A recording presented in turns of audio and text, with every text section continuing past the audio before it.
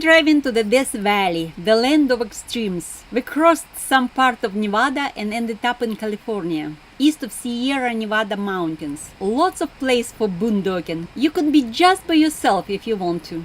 We knew it was hottest and driest place in North America, but we did not expect it to be also that windy. Our trailer was like a boat in the storm.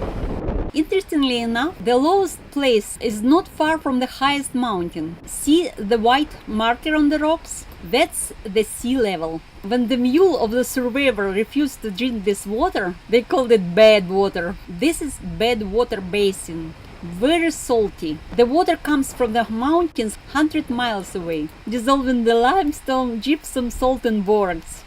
The driving itself I could show you for hours. Some roads require high clearance 4x4, but some are that perfect, with the views all around, making this really tough to concentrate on the road.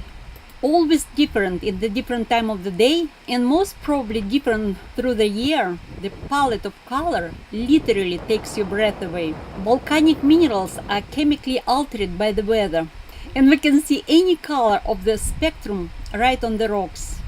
We tried some canyoning. The name was Natural Bridge Canyon, and it looks like the door on one side, but you can see the bridge from the other side. There are very many dry waterfalls, providing there's almost no rain in the desert.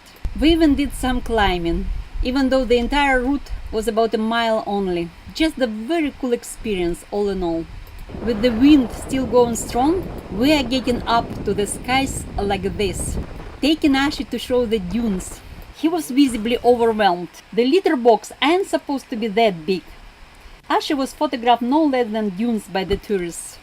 Those are Mesquite Flat sand dunes. They rise nearly 100 feet from the Mesquite Flat. This looks like a paved road, but it's actually the top of the dune under the rising sun. There are patches of crusts like this. Very impressive. On the way back, we stopped at the Salt Creek, the home to the pop fish. Looks like they have a pretty tough life in the salt water, and the lifespan is only about a year. Ashi is not very impressed because there is salt and borax everywhere. The water is salty now, but it's getting several times more concentrated in the summertime.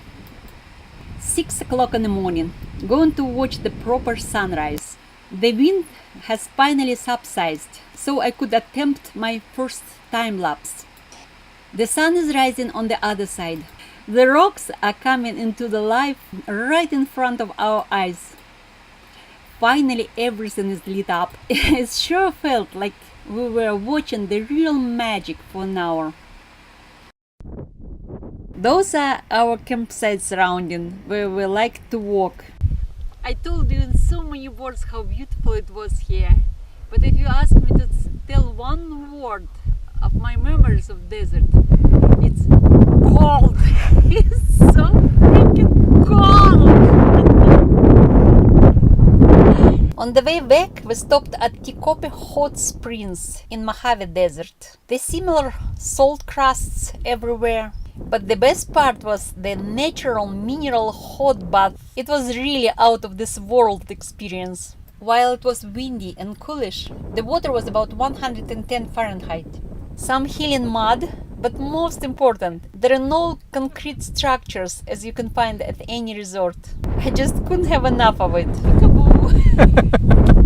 We're still welcomed in the United States for a little bit over a month, but we decided to go fast to British Columbia now, because we cannot afford any cancer-related treatment if worse comes worse. Only accidental insurance I have. So we'll see what is there on the road still for us. See you later!